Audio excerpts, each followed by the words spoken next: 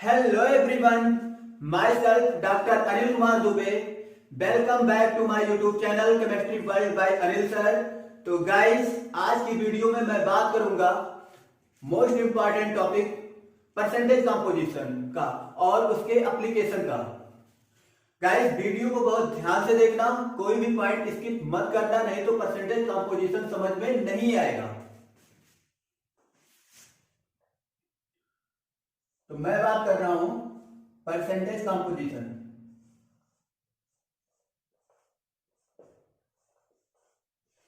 Percentage composition, ये percentage composition क्या होता है?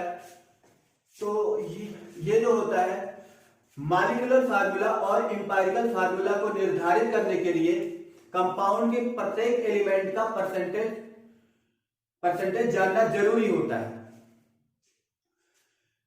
कंपाउंड का परसेंटेज कंपोजिशन, जो परसेंटेज कंपोजिशन होता है कंपाउंड का, वह प्रत्येक एलिमेंट के रिलेटिव मास का 100 पार्ट में होता है। कंपाउंड की मॉलिक्यूलर फार्मूला से कंपाउंड का परसेंटेज कंपोजिशन इजीली कैलकुलेट हो जाता है। तो मैं बात कर रहा हूं, इसका फार्मूला पहले लिख देते हैं। परसेंटेज कंपोजिशन, नहीं, percentage of element equal to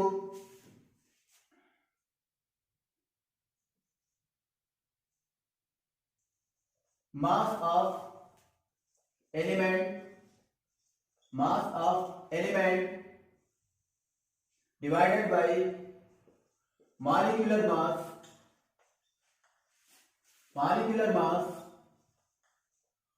of the substance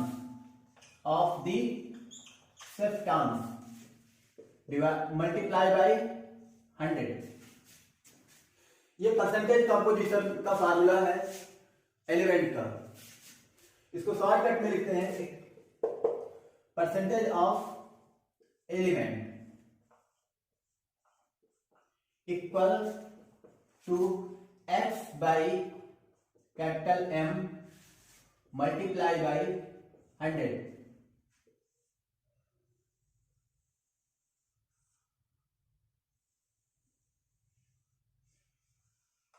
अब स्टूडेंट तो कहेंगे सर ये तो आपने लिख दिया, इसका कैसे हम यूज करेंगे? ये ऊपर x क्या है, नीचे m क्या है?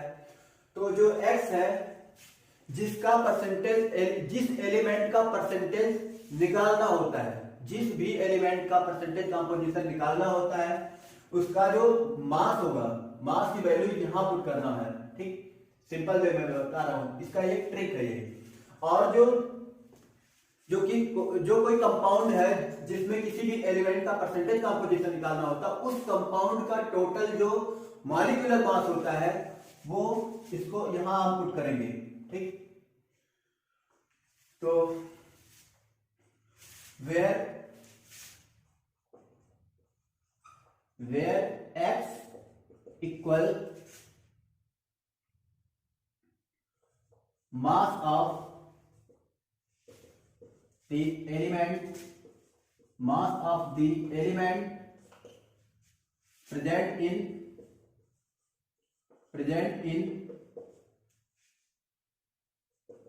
the substance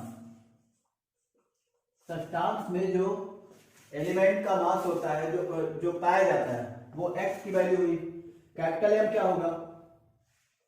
molecular mass of the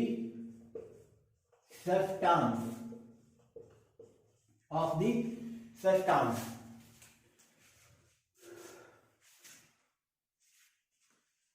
बेटा ये फार्मूला नोट करो और उसका जो है, जो क्या क्या है, x क्या है और m क्या है, वो नोट करो। नेक्स्ट में बात कर रहा हूं आगे,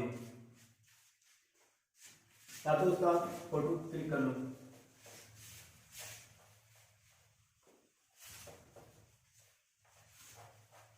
अब इसका एप्लीकेशन समझते हैं कि इसका एप्लीकेशन क्या क्या है, जो कि बहुत इंपॉर्टेंट क्वेश्चन आता है बोर्ड एग्जाम में और स्टूडेंट उसको देख के कंफ्यूज हो जाते हैं कि उसको कैसे सॉल्व किया जाए। तो मैं बहुत इजी वे में उसको सॉल्व करने की कोशिश कर रहा हूँ। सॉल्व करने क्या, मैं उसको समझाने की कोशिश कर रहा हूँ। सॉल्व क्या, हमारे लिए तो सॉल्व करना बहुत इजी है। तो क्वेश्चन क्या है, क्वेश्चन नंबर 1 कह रहा है calculate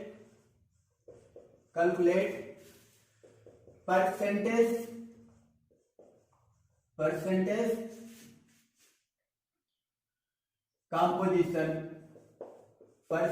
composition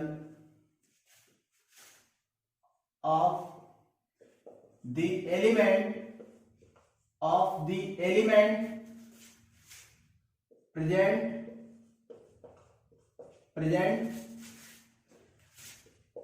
in the calcium nitrate। ये एक क्वेश्चन है जो कि इसमें दिया है कि पूछ रहा है कि परसेंटेज कंपोजिशन निकालो एलिमेंट का, जो कैल्शियम नाइट्रेट कह रहा है कि परसेंटेज कंपोजिशन निकालो एलिमेंट का जो कैल्शियम नाइट्रेट में पाए जाते हैं एलिमेंट। इसमें तो कुछ भी नहीं लिखा है, ना कोई फार्मूला है कैल्शियम नाइट्रेट का और ना ही क्या है, तो इसको कैसे समझे। तो कंफ्यूज हो जाते हैं स्टूडेंट या परेशान हो जाते हैं, क्या करें सर इसके बारे में तो कुछ नहीं पता है। तो बेसिक चीजें सबसे ज्यादा पहले पता होनी चाहिए, उसका मॉलिक्यूलर वो फार्मूला पता होना चाहिए, मॉलिक्यूलर फार्मूला। तो मॉलिक्यूलर फार्मूला जो होता है, सबसे पहले मैं बात करूंगा मॉलिक्यूलर फार्मूला किसका, कैल्शियम नाइट्रेट का। Calcium nitrate. तो कैल्शियम नाइट्रेट का मॉलिक्यूलर फार्मूला जो होता है वो होता है CaNO3 का ट्वाइस। ये फार्मूला आ गया। अब इसको सॉल्व कैसे किया जाए, स्ट्रेटजी यही अपनाई जाती है, इसको सॉल्व कैसे किया जाए, क्वेश्चन को हैंडल कैसे किया जाए। तो क्वेश्चन को हैंडल करने के पहले क्वेश्चन का जो फार्मूला अप्लाई किया जाता है वो फार्मूले को पुट करना बहुत जरूरी होता है। तो फार्मूला जो अभी मैंने बताया था थियरी में, percentage of element equal to x divided by capital M multiply by 100।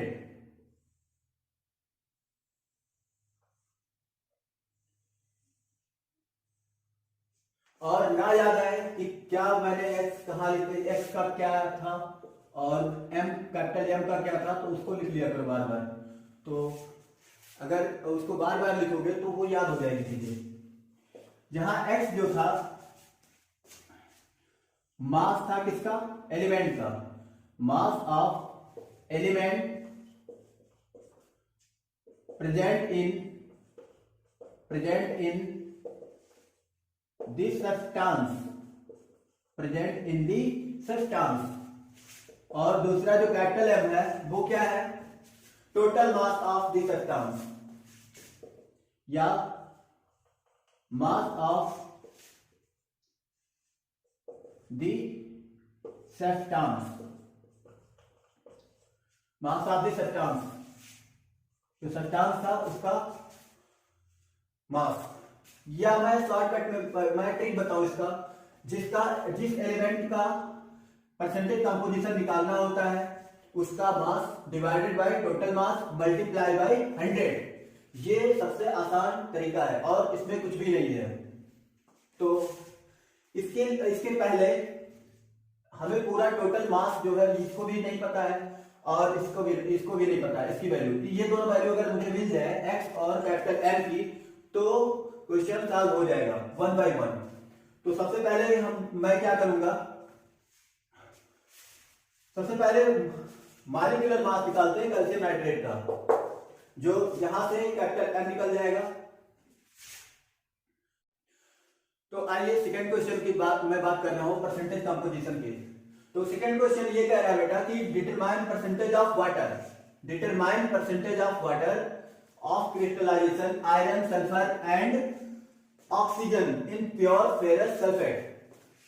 कह रहा है कि क्रिस्टलाइजेशन ऑफ वाटर का परसेंटेज, आयरन का परसेंटेज और फिर सल्फर का परसेंटेज और ऑक्सीजन का परसेंटेज ये प्योर फेरस सल्फेट में निकालना है या निर्धारित करना है। तो क्या क्या होगा? अब फेरस सल्फेट का सबसे फर्स्ट नंबर प्रायोरिटी ये होता है कि फेरस सल्फेट का फार्मूला पता हो, प्योर फेरस सल्फेट का। इसका जो है ये फार्मूला है FeSO4.7H2O। 7 मॉलिक्यूल जो है वो वाटर का है। और फेरस सल्फेट को ये जो फार्मूला है फेरस सल्फेट का, इसको बोलते हैं ग्रीन विट्रियोल। Green vitriol. अब बेटा विट्रियोल क्या होता है? तो शॉर्ट में मैं बता रहा हूं, विट्रियोल जो होता है वो हाइड्रेटेड सल्फेट जो होता है उसी को विट्रियोल कहते हैं। इसका जो यूज होता है विट्रियोल का वो इंडस्ट्रीज में होता है। और उसके बाद फिर वैसे मैं बात करूंगा तो पहले फार्मूला लिखो, percentage of element equal to x multiply by divided by m multiply by 100। जैसे फर्स्ट नंबर क्वेश्चन जो सॉल्व किया गया था वैसे फिर फार्मूला लिखो और 1 बाय 1 वही स्टेप फिर से रिपीट करना है, कुछ इसमें न्यू नहीं करना है। तो सबसे पहले इसमें जो कैपिटल M है वो बेटा क्या है और कैपिटल X क्या है? तो कैपिटल X जो होता है वो mass of the element present in the substance. Capital M क्या होता है बेटा? कैपिटल M जो है अभी मैंने बताया था, जो मॉलिक्यूलर मास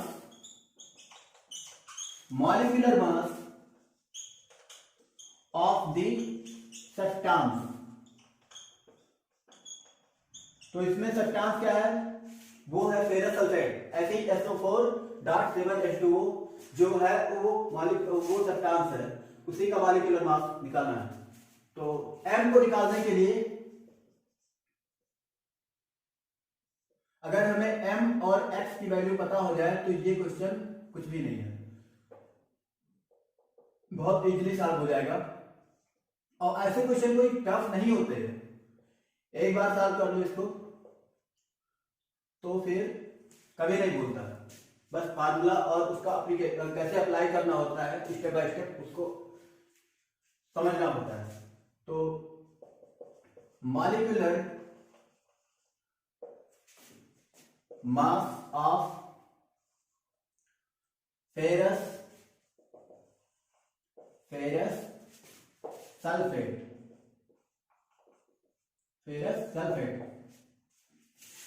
तो इसको कैसे निकालेंगे? जो कैपिटल M है इसको निकालने के लिए क्या करेंगे? इसका मास, जैसे अभी मैंने नेक्स्ट क्वेश्चन में इसके पहले वाले क्वेश्चन में मैं बात किया था, atomic mass of iron Fe plus atomic mass of किसका बेटा? सल्फर प्लस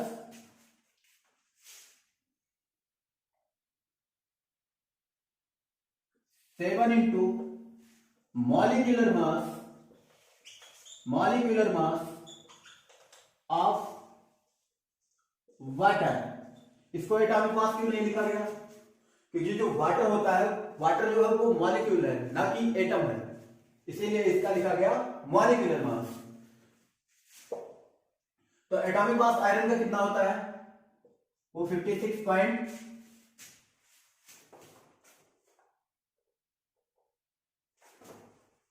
56 होता है। और फिर इसका क्या होता है बेटा? हाँ 56 होता है atomic mass of sulphur sulphur का जो एटॉमिक मास होता है 32 होता है, और 7 इंटू मॉलिक्यूलर मास वाटर का कितना होता है 18 होता है। तो जो ये वैल्यू आएगा वो 278 आता है। ये कैपिटल एम की जो वैल्यू आई वो 278 आया। अब 1/1 परसेंटेज निकालते हैं। बेटा इसको नोट डाउन कर लो।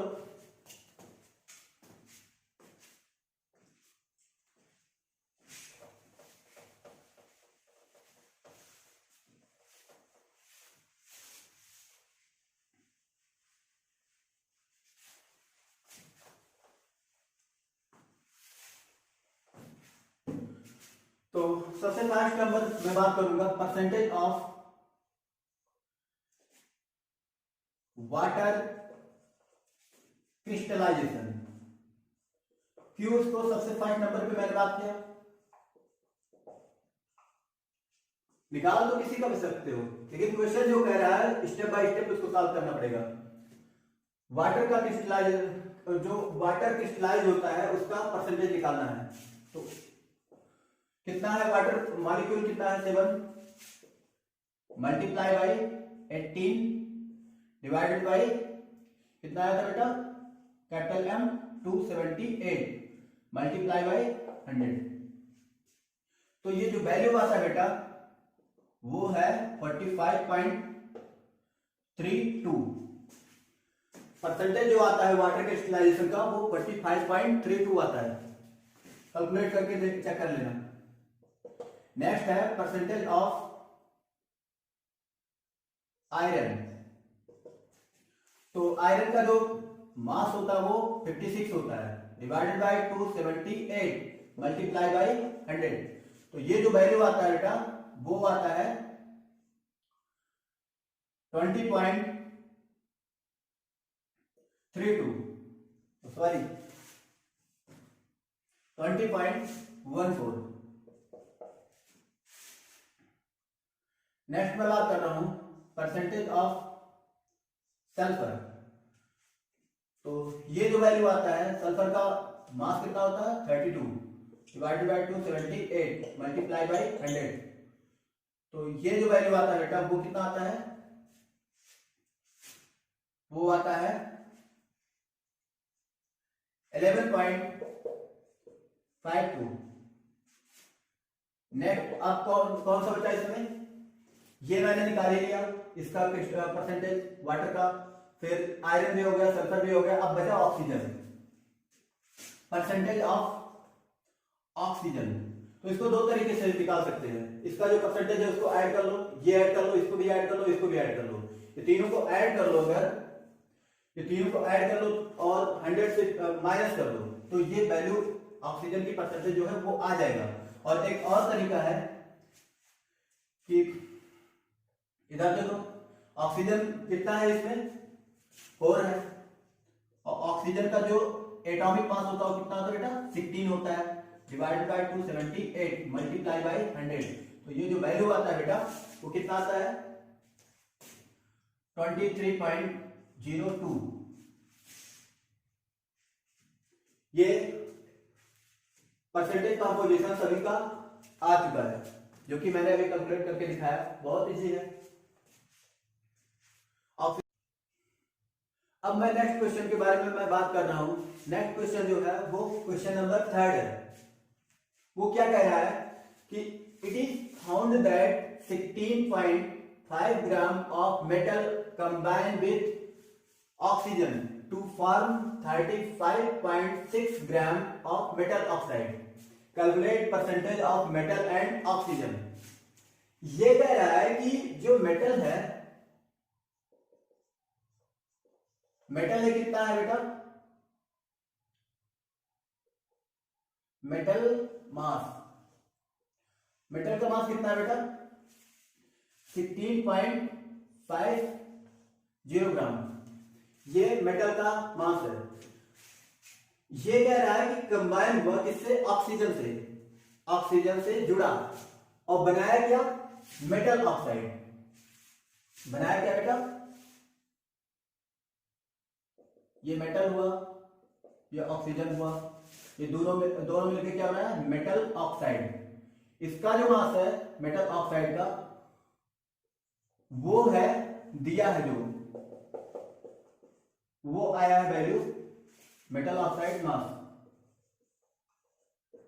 वो कितना है बेटा, 35.60 ग्राम। अब इसमें तो ये नहीं है, इसमें ये क्लियर नहीं हो रहा कि ऑक्सीजन 1 होगा कि ऑक्सीजन 2 होगा, या M जो मेटल है वो 1 होगा या 2 होगा। लेकिन यहां जो मास जो आया है दोनों को मिलने के बाद, ऑक्सीजन और मेटल को के मिलने के बाद जो मास आया है वो मेटल के मास का जो डबल से थोड़ा ज्यादा है। तो इस हिसाब से मैं बात करूं तो मेटल जो है, मेटल और ऑक्सीजन एक जो उसका मतलब वो होगा, एक मेटल होगा एक ऑक्सीजन होगा, दोनों मिलके मेटल ऑक्साइड बनाएंगे। अगर हाँ इसकी वैल्यू जो है वो 50 के करीब जाता है तो ये जो ऑक्सीजन होता उसमें तो 2 होता है, ट्वाइस होता है। बट दोनों की वैल्यू अगर उसको ऐड करो, अगर इसकी मास लो और उसके बाद उसका भी मास लो, दूसरे का ऑक्सीजन का, अगर सपोज दैट मानो तो इतना ही आएगा। तो अब मैं बात करूं क्या मेटल ऑक्साइड, तो उसका मास क्लियर निकल गया है, जो कि क्या वैल्यू है बेटा, किसका फार्मूला अगर देखो तो वो कैपिटल M की वैल्यू हमें दिया गया है, कितना है बेटा, 55.60 ग्राम। अब हमें x की वैल्यू निकालना है, मास मेटल का जो मास है उसकी तो वैल्यू x जो है वो तो है, क्लियर है, लेकिन ऑक्सीजन का जो मास है वो वैल्यू निकालना है कि कितना मास ऑक्सीजन का है। तो मास ऑफ ऑक्सीजन क्या होगा बेटा, मास ऑफ ऑक्सीजन, ऑक्सीजन का मास निकालने के लिए क्या करेंगे, जो मेटल ऑक्साइड का मास है उसमें में से ये मेटल का मास जो अगर मैं घटा दूंगा तो ऑक्सीजन का मास निकल जाएगा ना। देखो मेटल ऑक्साइड का मास में से मेटल का मास अगर घटा दिया जाए तो कौन सा मास बचेगा बेटा, ऑक्सीजन का। तो mass of metal oxide minus mass of metal, ये वैल्यू जो आता है बेटा कितना आएगा, मेटल ऑक्साइड का मास कितना है 55.60 और इसका मेटल का मास कितना है 16.50। तो जो वैल्यू आता है वो कितना आता है बेटा, वो आता है 19.10 ग्राम। ये क्या है वैल्यू, ऑक्सीजन के मास, ऑक्सीजन का जो मास आया है 19.10 ग्राम आया है। अब फार्मूला वैसे यूज करते हैं, तो फार्मूला जो है percentage of element equal x divided by capital M multiply by 100। तो 1 बाय 1 निकालते हैं। निकालना क्या था इसमें, percentage of metal and oxygen, oxygen का परसेंटेज और मेटल का परसेंटेज कितना होगा, इस क्वेश्चन में यही कह रहा है। तो सबसे फर्स्ट नंबर पे मैं निकालूंगा किसका, परसेंटेज ऑफ मेटल, मेटल का परसेंटेज क्या होगा इस फार्मूले क्वेश्चन के अनुसार। तो मास मेटल का कितना है, जो x है वो मास को रिप्रेजेंट करता है, एलिमेंट के मास को रिप्रेजेंट करता है, जो कि मैं कई बार बता चुका हूं इसको। और जो कैपिटल M है वो सब्सटेंस के मास को रिप्रेजेंट करता है। तो मास कितना है बेटा मेटल का, वो 16.50 ग्राम है और टोटल मास कितना है 55.60 ग्राम। तो ग्राम ग्राम कैंसिल हो गया, मल्टीप्लाई बाय 100। तो ये जो वैल्यू आता है बेटा वो कितना आता है, वो आएगा 46.3। दूसरा है percentage of oxygen, percentage of oxygen वो कितना आएगा बेटा, मास ऑक्सीजन का मास कितना निकाला गया है अभी यहां, हाँ 19.10 ग्राम, 19.10 ग्राम, और टोटल जो मास है सब्सटेंस का वो 35.6 ग्राम। तो ये ग्राम इससे कैंसिल, और जो वैल्यू आएगा वो कितना आता है बेटा,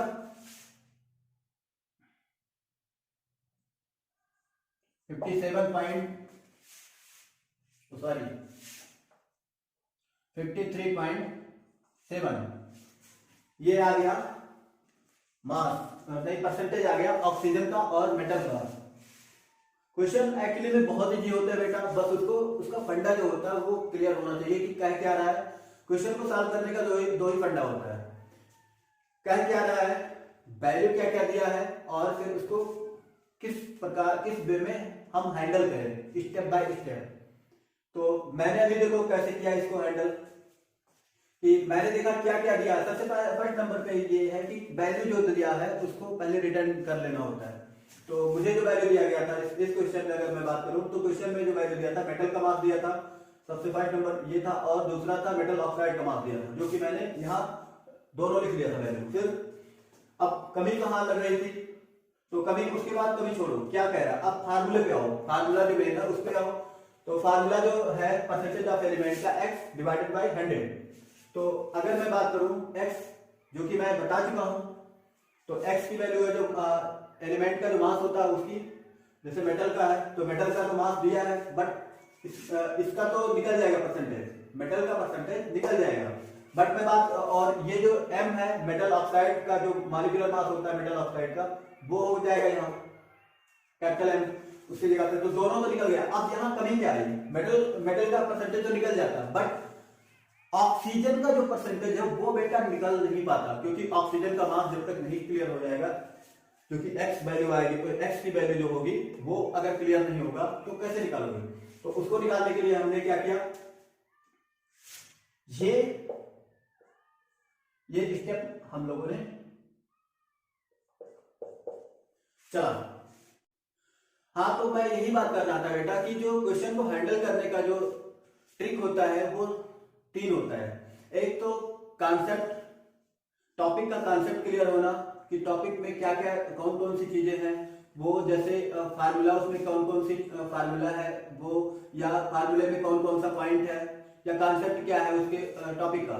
दूसरा क्या है कि उसको समझने के बाद सबसे ज्यादा टफ काम आता है क्वेश्चन को समझना।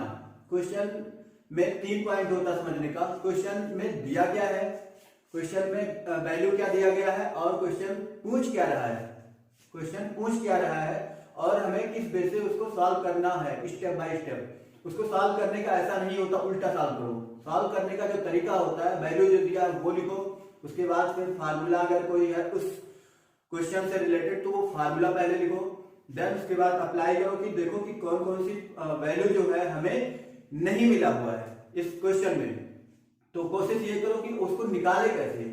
तो क्वेश्चन को जितने ज्यादा सॉल्व करोगे उतने ही ज्यादा इजीली वे में वो क्वेश्चन आगे चल के जो एग्जाम में बैठेंगे बोर्ड एग्जाम में तो इजीली सॉल्व हो जाता है, ज्यादा एफर्ट नहीं लगाना पड़ता है। तो यही होता है कि जो ज्यादा मतलब प्रैक्टिस करते हैं उसके लिए क्वेश्चन को हैंडल करना बहुत इजी हो जाता है। और नेक्स्ट मैं बात कर रहा हूं, आज का जो इंपॉर्टेंट टॉपिक था परसेंटेज कंपोजिशन, तो आज तो वो फिनिश हो गया, और नेक्स्ट वीडियो में मैं मिलता हूं। Thank you guys for watching my video, please like share and subscribe my YouTube channel. I hope guys आप लोग बहुत अच्छे से समझ गए होंगे आज का जो मैंने वीडियो में बताया टॉपिक परसेंटेज कंपोजिशन और उससे रिलेटेड क्वेश्चन को।